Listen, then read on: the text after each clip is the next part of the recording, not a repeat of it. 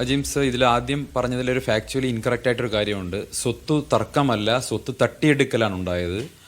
ഇതിൽ കൃഷ്ണകുമാറിൻ്റെ ഭാര്യയുടെ അമ്മയ്ക്ക് കൂടി അവകാശപ്പെട്ട, കൃഷ്ണകുമാറിൻ്റെ ഭാര്യയുടെ അനുജത്തിക്ക് കൂടി അവകാശപ്പെട്ട സ്വത്ത് കൃഷ്ണകുമാർ തട്ടിയെടുത്തു എന്നുള്ളതാണ് പരാതി.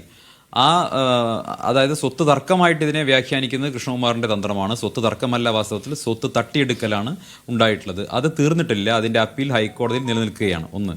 രണ്ടാമത്തെ കാര്യം, ഇതുമായി ബന്ധപ്പെട്ട് നിങ്ങൾ നേരത്തെ സൂചിപ്പിച്ചതുപോലെ സെക്ഷൽ വയലൻസിൻ്റെ, സെക്ഷൽ അസോൾട്ടിൻ്റെ ഒരു പരാതിയോ ഒരു കേസോ ഇതുമായി ബന്ധപ്പെട്ട് കോടതിക്ക് മുൻപാകെ വന്നിട്ടില്ല. മറിച്ച് വന്നത് ഈ സ്വത്തിൽ നിന്ന് ഇവരെ ഇറക്കിവിടാൻ വേണ്ടി നടത്തിയിട്ടുള്ള അതിക്രൂരമായിട്ടുള്ള ആക്രമണം സംബന്ധിച്ച് അന്നത്തെ കാലത്ത് അണ്ടർ പ്രിവിലേജ്ഡ് ആയിട്ടുള്ള ഒരു പെൺകുട്ടി അവർക്കറിയാവുന്ന ഭാഷയിൽ കോടതിക്ക് മുൻപാകെ എഴുതി കൊടുത്തിട്ടുള്ള ഒരു പരാതി മാത്രമാണ്.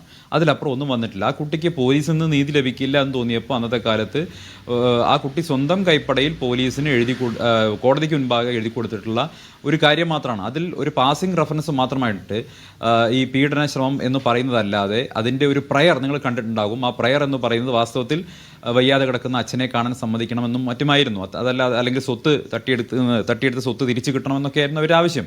അവർക്ക് എങ്ങനെയാണ് ഒരു കേസ് ഫ്രെയിം ചെയ്യേണ്ടതെന്നൊന്നും അറിയാത്തൊരു സാധാരണ പെൺകുട്ടി, നമ്മുടെ നാട്ടിലേക്ക് ഉണ്ടാകുന്ന സാധാരണ ഒരു പെൺകുട്ടി മാത്രമായിരുന്നു. അപ്പോൾ ആ രീതിയിലാണ് അവർ മുന്നോട്ട് പോയത്. സെക്ഷൽ അസോൾട്ട് കേസുമായി ബന്ധപ്പെട്ട് അവർ സംഘടനയ്ക്ക് മുന്നിലാണ് പരാതി ഉന്നയിച്ചത്. അത് കാരണം ഈ പെൺകുട്ടി അടിയുറച്ച BJP RSS അനുഭാവിയാണ് എന്നുള്ളതാണ് ഒന്നാമത്തെ കാരണം. രണ്ട്, ആ കുട്ടിക്ക് സംഘടനയ്ക്ക് ചീത്തപ്പേര് വരുന്ന ഒരു കാര്യം ചെയ്യരുത് എന്ന് നിർബന്ധമുണ്ടായിരുന്നു. ആ കുട്ടിയുടെ കാല് പിടിച്ചാണ് ഇൻഫാക്ട് വാസ്തവത്തിൽ സംഘടനയ്ക്ക് എതിരാവുന്ന രീതിയിലേക്ക് ഇത് പോകരുത് എന്ന് പലപ്പോഴും പറഞ്ഞിട്ടുള്ളത്. അതല്ലാതെ ഒരിക്കലും എന്താ പറയുക, അല്ലെങ്കിൽ പോലീസ് സ്റ്റേഷനിലോ കോടതിയിലോ പോകാൻ ഇന്നത്തെ കാലത്ത് പറ്റാത്തതുകൊണ്ടൊന്നുമല്ല. അപ്പം ഈ കുട്ടിയുടെ കാല് പിടിച്ചിട്ടാണ് ഒരു ഘട്ടത്തിൽ BJPയും RSSും ഇതിൽ നിന്ന് രക്ഷപ്പെട്ടു നിന്നിട്ടുള്ളത്. അന്ന് ആ കുട്ടിക്ക് കൊടുത്തിട്ടുള്ള ഉറപ്പാണ്, നടപടി എടുക്കും എന്നുള്ളത് ഉറപ്പ് കൊടുത്തിട്ടുള്ളതാണ്. തെരഞ്ഞെടുപ്പ് കഴിഞ്ഞോട്ടെ എന്ന് പലതവണ ഉറപ്പ് കൊടുത്തിട്ടുള്ളതാണ്. എനിക്ക് നേരിട്ടറിയാവുന്ന കാര്യം, RSSന്റെ എറണാകുളത്തെ എളമക്കരയിലെ പ്രാന്ത കാര്യാലയത്തിൽ പോയി അന്നത്തെ പ്രാന്ത കാര്യവാഹ് ഗോപാലൻകുട്ടി മാസ്റ്ററെ കുട്ടി കാണുകയും പൊട്ടിക്കരഞ്ഞുകൊണ്ട് ഗോപാലൻകുട്ടി മാസ്റ്ററെ കാൽക്കൽ വീണുകൊണ്ട് ഈ പരാതി പറയുകയും ചെയ്തപ്പോൾ അദ്ദേഹത്തിന് ഈ കാര്യങ്ങൾ പൂർണ്ണമായും വസ്തുതാപരമാണെന്ന് ബോധ്യപ്പെട്ടതാണ്. അദ്ദേഹത്തിൻ്റെ അന്വേഷണം ബോധ്യപ്പെട്ടതാണ്.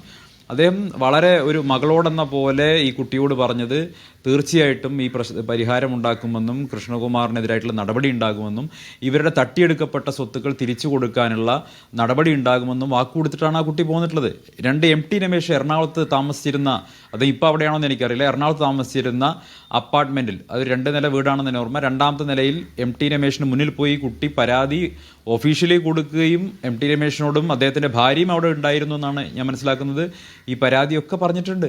ഈ പരാതി എല്ലാം പറയുകയും MT രമേശ് ഇത് കേൾക്കുകയും അദ്ദേഹത്തിനും ഈ കാര്യങ്ങൾ ബോധ്യപ്പെട്ടതാണ്. ഇനി മൂന്നാമത് V മുരളീധരനുമായി നേരിട്ട് കണ്ട് ഈ കുട്ടി സംസാരിച്ച് ഈ പരാതികൾ കൊടുത്തിട്ടുണ്ട്. ഈ വിഷമങ്ങൾ പറയും, മുരളീധരൻ ആ കാര്യം അറിയുകയും ചെയ്യുന്നതാണ്. ഇനി നാലാമത് സുഭാഷ്, BJPയുടെ സംസ്ഥാന സംഘടനാ സെക്രട്ടറിയും ഈ പ്രശ്നങ്ങൾ നടക്കുന്ന ഒരു കാലഘട്ടത്തിൽ പാലക്കാട്ടെ RSSന്റെ വിഭാഗ് പ്രചാരകമായിരുന്നു. അദ്ദേഹത്തിന് 100% ബോധ്യമുള്ള കാര്യമാണ്. എൻ്റെ കൂടപ്പിറപ്പാണ്, ഞാൻ ഈ വിഷയം പരിഹരിച്ചിരിക്കുമെന്ന് പറഞ്ഞ് ആശ്വസിപ്പിച്ചയപ്പിച്ചതാണ്.